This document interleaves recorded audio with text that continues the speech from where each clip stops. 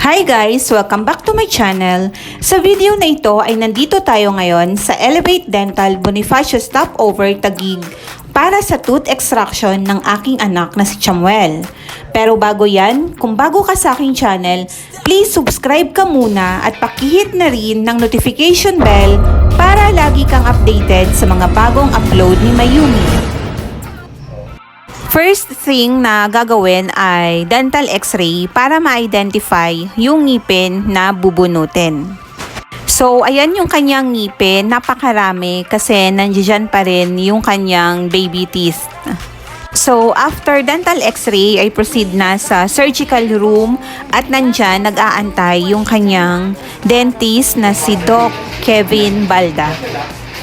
Ang maganda kay Doc Kevin ay dahil ine-explain niya sa bata yung operations na kanyang gagawin para mas mapanatag or maging kampante yung bata sa bunot. Dahil alam naman natin na karamihan sa mga kids talaga ay takot sa bunot at sa mga tools o aparatus na ginagamit sa surgery. Ang maganda pa kay Doc Kevin ay hindi siya magsisimula ng bunot hanggat walang go signal sa bata. Ang maganda dito kay Elevate Dental ay dahil pwede kang manood ng Netflix habang merong procedure na ginagawa sa'yo at kompleto ang kanilang equipment or tools at malinis pa yung room. Isa pa sa nagustuhan ko kay Doc Kevin ay dahil meron siyang personal touch sa kanyang kliyente. Palagi niyang tinatanong yung bata kung kumusta ba, okay, may masakit ba, kaya ba, may nafe-feel ka bang pain, taas ng kamay kung meron kang nafe-feel na sakit. So ganyan siya kaalaga sa kanyang mga pasyente. Isa pang maganda dito sa Elevate Dental dahil yung mga dentist ay merong mga assistant. Yung assistant na yon, sila yung tumutulong doon sa pasyente para mas lalong maging kampante o maging panatag sa buong operation. So dito, medyo alam ko nasasaktan na dito si Chamuel kaya yung kamay niya medyo hinihimas nung assistant para ma-feel na safe siya kay Doc Kevin. So, dahil medyo nararamdaman niya pa yung pain, nagdagdag dyan si Doc Kevin ng anesthesia para mamanhid talaga yung kanyang gums.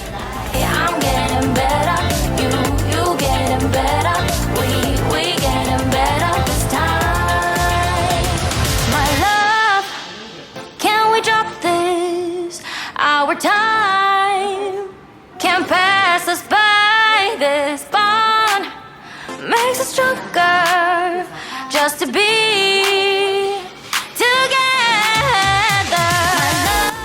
So dito mapapansin nyo, tinatapik-tapik ng assistant yung kanyang muka kasi nakakatulong yan para hindi mo maramdaman yung tusok ng karayom sa kanyang gums.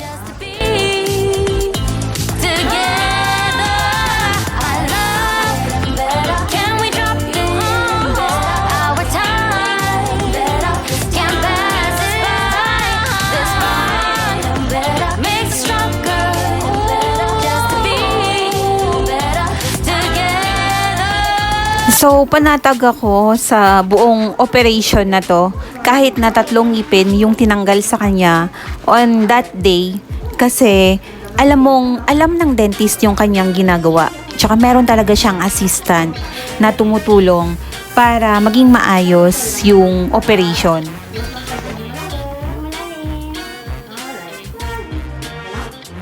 Nakikita ko rin yung kanilang ginagawa. Naririnig ko din sa loob kung paano nila kausapin yung anak ko para mas maging okay at huwag matakot sa operation.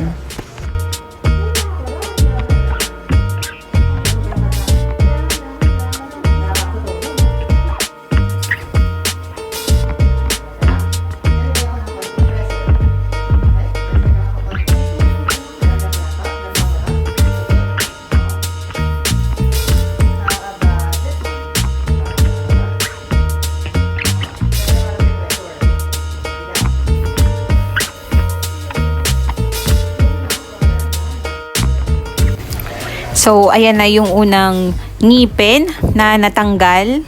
So, ang liit-liit na lang nung ngipin niya. Talagang pudpud na.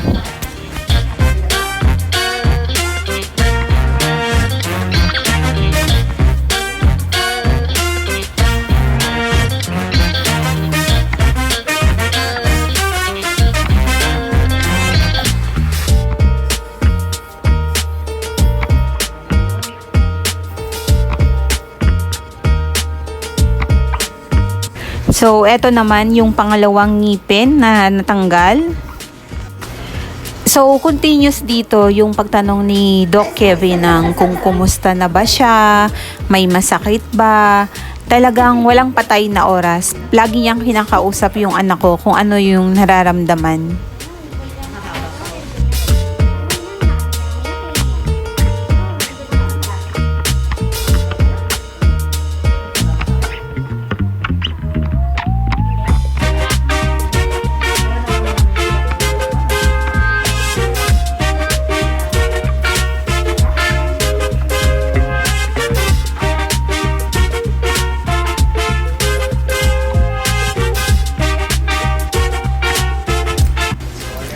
Ito naman yung pangatlong ngipin na tinanggal.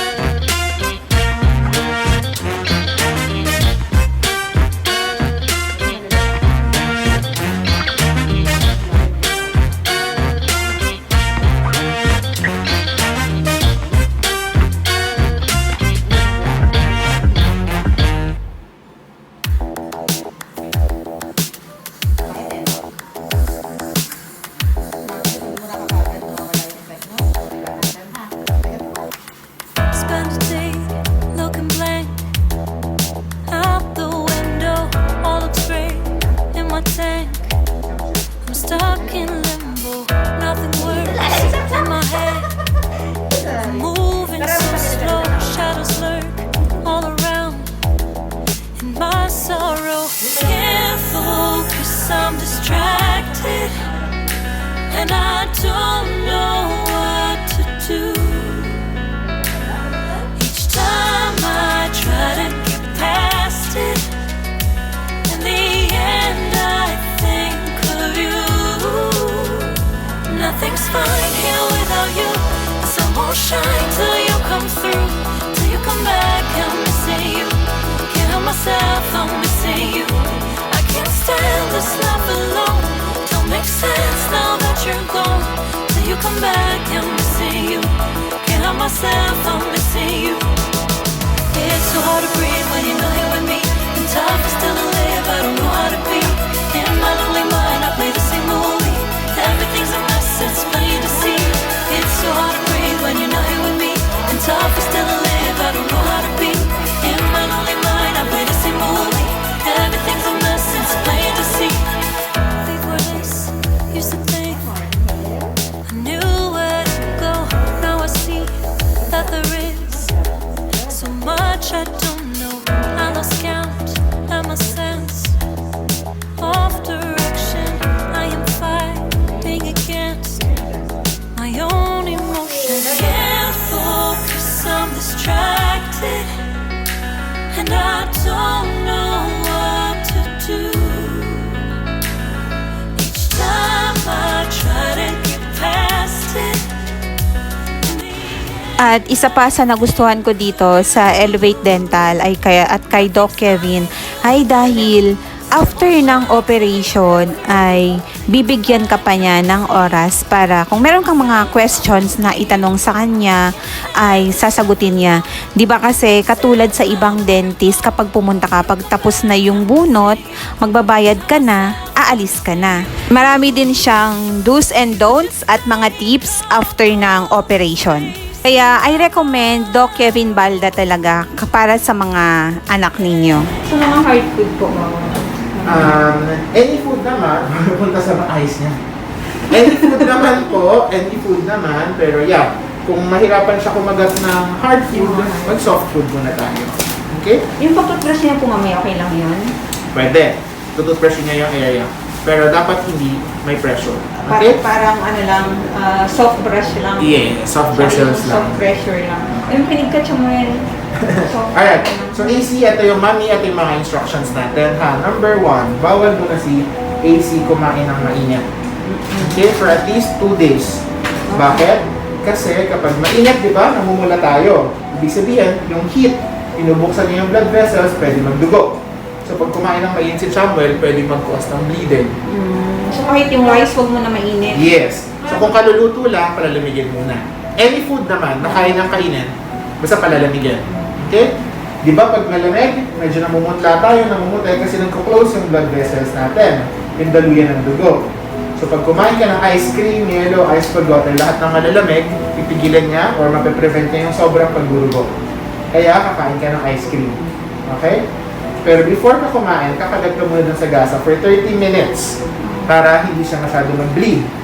Kung dumudugo pa rin. Pag sinabi natin dumudugo, yung tumutulo yung dugo. Pero kung normal lang na may nalalasahan siyang dugo, normal lang yun. Okay? Pag tuloy-tuloy pa rin yung pagdurugo, magbibigay ng extra gauze si Miss Jaika, pwede niyang kagatin. Okay, gawin ulit, 30 minutes ulit para mawala yun. Pero usually, mawala naman na siya in the first 30 minutes lang. Okay? Bawal muna mapagod si AC. Bawal magbuhat, magtakbo-takbo, magtalon-talon. Kasi kapag napagod, pwedeng magdugo ulit yung area at hindi siya nag-feel ng maayos. Okay? Bawal magmumog ng magmumog. Bawal magdura ng magdura. So ngayon, nakakagat ka sa gasa, lulunok ka ng laway. Okay? Medyo may lasang dugo ng konti. Normal lang yun kasi may sugat. Okay? Pag nagmumugbo siya mamaya, okay lang medyo cold yung ano yan. Yes, pero again, bawal naman na siya magmumog. So lunok-lunok lang muna. Kasi pag nagmumog siya, yung may pressure, Yung mumug pagdudura na ka mamaya niya. after toothbrush yan. Yes. Okay ka lang? Pag nag-toothbrush ka mamaya, make sure dahan-dahan lang dun sa area na may sugat. Ha? Kasi kapag malakas yung pressure, baka siya mag-bleed. Okay? Pag natulog si Samuel, dapat medyo naka-elevate ng konti yung head niya. So, hindi pwedeng walang unan. Ilalagay ka ng unan sa head mo. Okay? Yung pag-sleep ko ng side, hindi naman. Hindi naman, okay lang. Kasi hindi naman ganun kalalim din. Are you okay?